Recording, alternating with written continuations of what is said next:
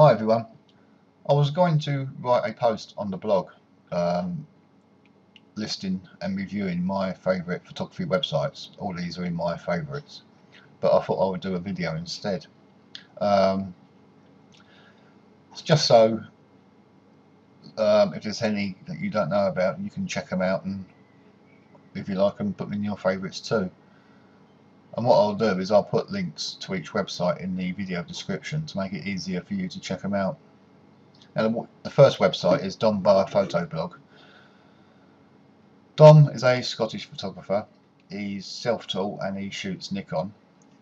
He has had a YouTube channel for quite a long time, so it's possible that a lot of you do know about Dom already.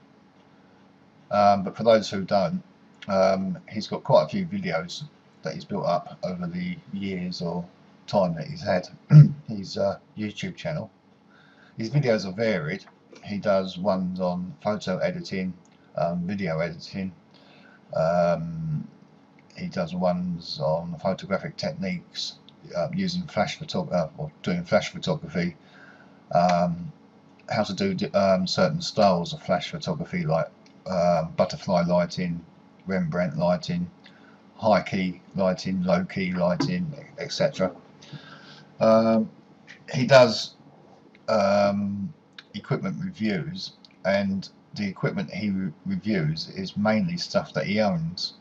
There's the odd like lens or camera body that he's reviewed that he's hired when he's had to hire something for a particular job, but he doesn't get Nikon, Canon, Sigma, Tamron or anyone else sending him equipment to review. Everything he reviews is he either owns it or he's rented it. He also does photo critiques as well.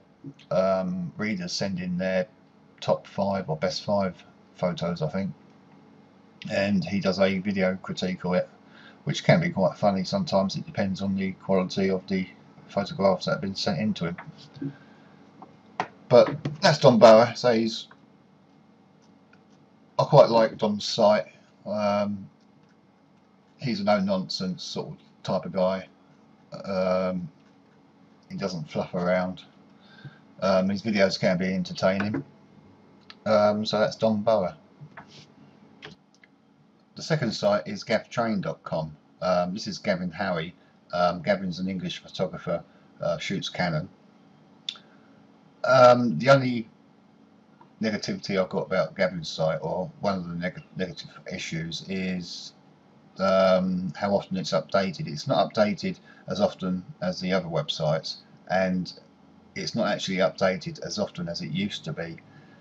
But Gavin did win the Photoshop Evangelist Award earlier this year at Photoshop World, so I think that's actually given him more work than he had, or given him more commitments, which is good for Gavin, but it's just bad for us readers of his site.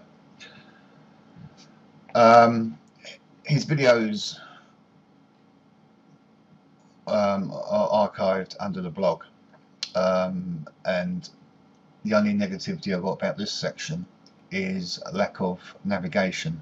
What I mean by that is, on Dom's site and on my blog, we've both got flags, and what flags are they're like keywords that you give videos. When you make a video and post it, you give it a keyword, and then you display those keywords or flags on your blog. With Dom, his are at the top and mine are at the bottom, and all you do is, like if you're looking for videos on flash photography, say on Dom's site, you would click on the flag flash, and that will list all the videos he's posted about flash photography. Well, Gavin hasn't got that on his site, so you have to scroll through sequentially, page by page, or at best on the right hand side you've got the blog archive, but even on that it just lists each month and how many posts he made that month. There's nothing descriptive about it. So if you come on Gavin's site and you're looking for videos on, say, taking portraits, then there's nothing to say click on portraits and it'll take you to those videos. You just got to hunt around. So that's a little negative point about Gavin's site, but other than that, everything else is perfect. His videos are very good. He's very knowledgeable. He's extremely good at Photoshop. He does quite a lot of work for photographic magazines here in the UK, and there's one, and the name I can't think of off the top of my head, but it comes with a CD each month which has got Photoshop tutorials on it, and quite often Gavin will do some of the tutorials on there. But there's a little section here that he's started to do called Quick Shot Answers, and what these are little videos. This one's like 5 minutes or just over 5 minutes long, and he answers readers' emails. So he normally does about 4 at a time. He's only done 2 so far in this section, and this was well, as you can see, it was posted on March the 14th, so that's nearly 4 months ago. So that's how often his site's updated, which is unfortunate really, because it is a good site and his videos are good. There's another little section he does called 15-minute photo challenge, and that's where he'll go to a location. It may be a field somewhere out in the country, and he'll set himself a 15-minute period to go around and find the best photographic opportunities and take photographs, which he puts up during the video. If you go back to his home page, that's where you'll find the latest video that he posted, this one being great lighting for dark backgrounds. At the bottom here, you got a little form where if you want to ask a question you can do that, and if your question's good enough, it may be turned into a video, or it just might be answered on the Quick Shot Answers. There's some DVDs that you can buy that he's done